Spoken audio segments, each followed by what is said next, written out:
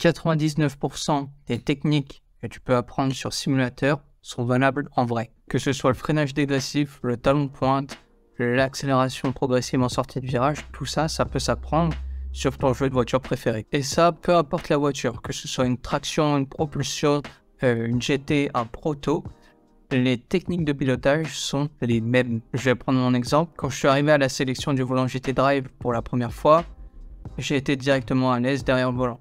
Oui, c'est des Logan Cup. Oui, on peut se dire que ça marche pas fort, mais les voitures sont vidées, à ressauter et tu as vraiment ce feeling de voiture de course. Et il faut se remettre dans le contexte que moi, avant d'avoir roulé sur ce circuit avec cette Logan, la seule expérience que j'ai fait derrière le volant, c'était l'espace 4 de mon père. Donc quand je finis deuxième sur 240 participants, on commence à se demander est-ce que lui, il a jamais fait de voiture de course? Il n'a jamais piloté une voiture de course? Bizarre. Mais pour moi, tout était venu naturellement, tout simplement parce que je l'avais fait des centaines, voire des milliers de fois sur mon simulateur. Toutes les techniques de pilotage que j'ai apprises sur mon simulateur m'ont servi en vrai. Et c'est pour ça d'ailleurs que l'année suivante, je gagne le volant, je gagne la sélection et ça me permet de faire ma première vraie course automobile dans une vraie voiture de course, c'est-à-dire pas une Logan, à Manicourt. Donc, merci le Sim Racing.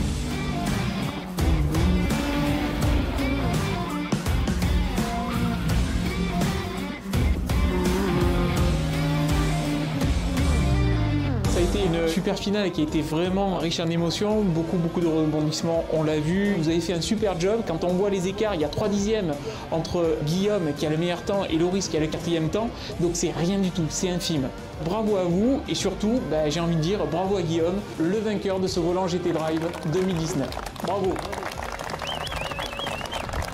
Avoir les bons réflexes pour rattraper une voiture, ça s'apprend.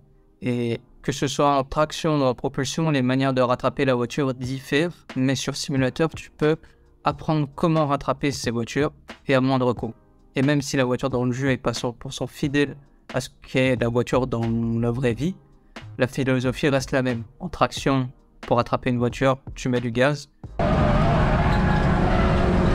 En propulsion, tu contre-braques et tu diminues un peu les gaz pour éviter de te prendre un coup de raquette. Et pour ça, le Sim Racing est vraiment une très bonne école parce que tu peux casser autant de voitures que tu veux, personne ne te dira rien. Tu auras juste à appuyer sur le bouton échappe, tu seras de retour au stand et tu pourras recommencer. En t'entraînant à être au-dessus de la limite, à mettre la voiture en défaut, tu apprendras à rattraper la voiture, à savoir les gestes, les réflexes qu'il faut avoir pour rattraper la voiture.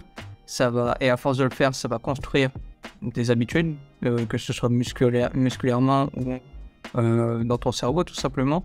Et au fur et à mesure, tu seras capable de corriger la voiture sans trop perdre de temps quand tu seras au-dessus de la limite. Par exemple, ça m'est arrivé en 206 quand je roulais à Manicourt. Je crois que ça devait être ma deuxième course avec la 206. Donc j'arrive au premier virage, le premier virage qui se passe à fond, voire presque à fond. Et moi, j'ai pas eu les couilles de passer à fond. Du coup, j'ai commencé à relâcher dans le virage. Donc, j'avais du volant, je relâche l'accélérateur. Le poids qui était sur l'arrière, il commence à se ramener sur l'avant. Du coup, l'arrière devient très léger, sachant que sur la 206, l'arrière est déjà assez léger. Hop, l'arrière commence à trop pivoter. Et le réflexe que j'ai, en fait, c'est d'accélérer, garder l'accel, mettre un peu de contre-volant, j'allais dire, non, contre-braquage, un peu d'accélération.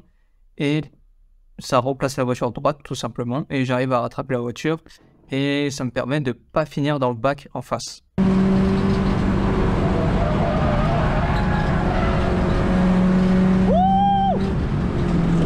Donc à ce moment-là, j'ai réussi à rattraper la 206, mais sans les milliers d'heures que j'ai passées derrière mon écran sur mon simu, j'aurais fini dans le bac, c'est sûr. En faisant des compétitions, en roulant contre d'autres joueurs, j'ai appris à savoir comment dépasser, savoir quand défendre, comment gérer les drapeaux bleus. Tout ça, en fait, ça fait partie de l'intelligence de course. Et j'ai réussi à développer cette intelligence de course en faisant des centaines de courses en ligne. Enfin, ça s'apprend aussi en vrai. Tu peux l'apprendre en karting, mais c'est toujours moins cher de le faire en sim racing. Ça te permet de tester plus de trucs et tu peux voir ce qui marche et ce qui marche pas. directement, sans avoir de conséquences. Et tu verras que dans la réalité, les techniques de déplacement et de défense sont les mêmes. À la différence qu'en vrai, les batailles sont bien plus rudes, bien plus dures, tout simplement parce que tu as une meilleure perception de ce qui se passe autour de toi. Tu vois, tu entends, tu sens tes concurrents, alors que en virtuel, c'est un peu plus compliqué, surtout si tu es comme moi avec un seul écran. C'est vraiment très compliqué de savoir ce qui se passe autour. Il faut toujours toucher quelques boutons pour regarder où est le concurrent, laisser un peu plus de place pour éviter le contact. Quand je repense aux 2 courses que j'ai pu faire en midget, les gars, ils en démordaient pas. Même si c'était pas pour des places importantes, ça bataillait vraiment très dur. Et on se permettait de rouler comme ça. Les gars se permettaient de rouler comme ça parce qu'ils connaissaient la largeur au centre, il y avait près de la voiture, donc ils laissaient vraiment la place d'une voiture, voire un petit peu plus. Et ça, du coup, ça pouvait tasser, fermer les portes un peu de partout. Et c'est ça qui rendait les batailles très serrées que tu peux avoir aussi en sim racing, mais c'est plus compliqué parce que tout le monde n'a pas le même équipement, tout le monde n'a pas un triple screen, tout le monde n'a pas un VR. Les joueurs comme moi qui ont un simple screen, c'est un peu plus compliqué. Pareil pour la gestion des drapeaux bleus, que ce soit en virtuel ou en réel, c'est la même chose. Faut rester prévisible, que tu sois dans la catégorie la plus rapide ou la moins rapide, ou entre les deux, faut rester le plus prévisible possible. J'ai fait beaucoup de courses d'endurance multiclasse en virtuel, et cette expérience que j'ai construite en virtuel m'a permis de transférer ça en réel. C'est vrai qu'en réel, les risques sont bien plus gros, parce qu'il y a un risque matériel, même humain, personnel, alors qu'en sim racing, tu as juste un risque au niveau de la performance, parce que tu peux perdre une course sur une mauvaise manœuvre avec le trafic. Comprendre la télémétrie et les réglages de base d'une voiture, c'est hyper important. Alors, je te demande pas d'être ingénieur en aéronautique ou en je ne sais quoi. Juste comprendre l'incidence de tel ou tel réglage sur tel ou tel composant de la voiture, ça t'aide à comprendre pourquoi la voiture agit de telle ou telle manière par rapport à la séance précédente. Évidemment, les réglages que tu feras en jeu ne seront pas du tout les mêmes que tu feras en vrai. Mais quand on te dit j'ai mis plus de pression à l'arrière, voilà, faut s'attendre à avoir une voiture plus survieweuse. C'est un changement de réglage simple en soi, mais savoir quelles conséquences ça a sur le comportement de la voiture, ça aide à anticiper le comportement nouveau de la voiture. Pour ce qui est de la télémétrie, c'est utile si les datas sont récupérées par l'équipe. Moi, ça m'a servi par exemple pour la midget à Nogaro. Après les essais, on a regardé les données télémétriques sur le pilotage, donc je comprenais toutes les courbes parce que je l'avais vu en sim racing en travaillant sur Votech. Et du coup, on a pu voir où je devais freiner plus tard, où je devais rester à fond, où je devais accélérer plus tôt ou plus fort. Et ça m'a fait gagner 2 secondes en tout par rapport au temps que j'avais fait aux essais. Même si les courses sont virtuelles, les émotions, elles sont bien réelles. La joie, l'énervement, la pression, tout y est. Vraiment tout ce qu'un pilote ressent dans une voiture de course, on peut le ressentir aussi, nous aussi, sur nos courses en ligne. Mais c'est sûr qu'en vrai, ça te demande beaucoup plus de ressources mentales, tout simplement parce que tu as beaucoup plus d'informations à gérer. Tu as tout ton environnement autour de toi qui bouge, tu as une combi, tu es dans un cockpit qui est tout serré, tout étriqué, il fait 50 degrés, alors que tu as les forces G aussi, alors que au final, quand tu es dans ton simu, bah, autour de toi, il n'y a rien qui bouge, tu ressens aucune force, aucune chaleur. Et c'est bien plus simple de gérer ça en simu. En réel aussi, tu as forcément plus de conséquences si tu rates un dépassement, si tu bloques une roue, tu peux t'accrocher ou finir dans le bac tout simplement. Et inconsciemment, en y pensant, on se limite sur le pilotage. Alors qu'en simu, on peut faire à peu près n'importe quoi, il n'y a pas de dommages matériels ou corporels. T'as juste à faire un coup d'échappe et c'est réglé.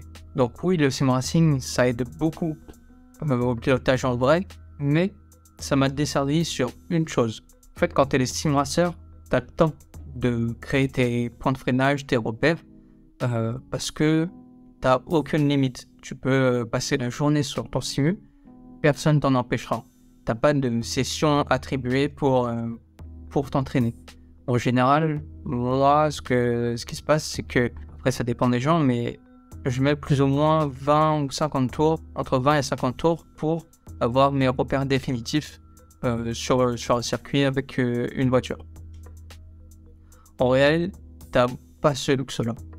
C'est limité, t'as un temps qui est limité pour faire tes essais, pour faire tes chronos. Et en plus, peut-être que même tu dois partager ta séance avec un autre pilote. Donc, par exemple, tu as une session d'1 heure et c'est tout. Et tu dois être rapidement. Et c'est là où mes habitudes de simulateur m'ont desservi, tout simplement parce que j'ai appris à apprendre par répétition. Et quand tu arrives dans le réel, tu dois apprendre vite, rapidement. Enfin, tu dois être rapidement. Quand tu es habitué au sim racing, au virtuel, tu as beaucoup moins de sens qui sont sollicités. Tu as la vue, l'ouïe, et un peu touché avec le retour de force du volant et les pédales. Et quand tu arrives en vrai, tu as une tonne d'informations qui t'arrivent et qui te sautent dessus, et tu sais pas comment les gérer et tu peux vite te sentir débordé. Dans le monde réel, il faut découvrir les limites de la voiture très rapidement. Le plus dur, c'est de ressentir la voiture et de s'adapter. Parce que contrairement au virtuel, t'as pas tant de retour de force dans le volant, t'as même plus de retour dans les pédales que dans le volant. Et c'est ça qui est assez perturbant au début. Pourtant, en sim racing, on parle beaucoup du volant, de quel volant il faut choisir, etc. Mais on parle beaucoup moins du pédalier, alors que c'est limite, je pense, plus important que le volant. Savoir s'adapter, la capacité à s'adapter rapidement, c'est vraiment la clé en vrai. Et même en sim racing, parce que tu peux avoir des conditions changeantes, mais c'est pas pareil. Qu'il fasse chaud, qu'il fasse pas beau, qu'il pleuve, qu'il fasse du brouillard, que les températures soient plus fraîches, ça peut avoir une incidence sur le comportement de la voiture. Et ça, en simu, on l'a un peu moins, même si ça tend à se développer. Par exemple, R-Factor 2, ça commence à venir, mais c'est pas encore au niveau de la réalité. Par exemple, l'année dernière, au Val de Vienne, je devais me charger de faire la qualification de la voiture. Et du coup, on s'est entraîné. On a eu 2 séances d'essai la veille où il faisait très beau, assez chaud. Et la piste était immense, il y avait du gris. Et quand je suis arrivé pour les qualifs au premier tour, au premier virage, le samedi matin, ça glissait un peu plus. Je me suis vite retrouvé dans les graniers. Je t'ai pas parlé du fait que le sim racing, ça peut être utile aussi pour apprendre une voiture ou apprendre un circuit, mais ça, c'est un peu le classique. Donc, tout le monde le sait, tout le monde le fait. Je vais pas te parler de ça alors que tout le monde en parle déjà. Cette vidéo, c'était vraiment pour te montrer à quel point le sim racing, c'est très proche du réel et à quel point ça peut t'aider. Et ça peut t'aider pas que sur connaître la voiture, connaître le circuit. Ça peut t'aider sur vraiment plein d'autres choses. Moi, c'est ce qui m'a permis sur certaines voitures et certains circuits d'être très à l'aise rapidement, tout simplement parce que j'avais cet entraînement sur le simu qui a comblé mon manque d'expérience que je n'avais pas en vrai. Voilà, c'est la fin de la vidéo. J'espère que ça t'a plu, j'espère que t'as bien aimé. Si toi, par exemple, ça t'a appris d'autres choses que j'ai pas dites dans cette vidéo, je te laisse me le dire dans les commentaires, ça peut être toujours intéressant.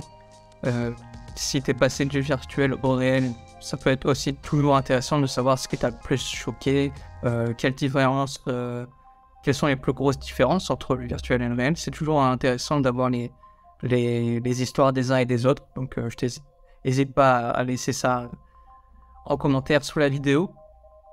Et puis voilà, on se retrouve plus tard.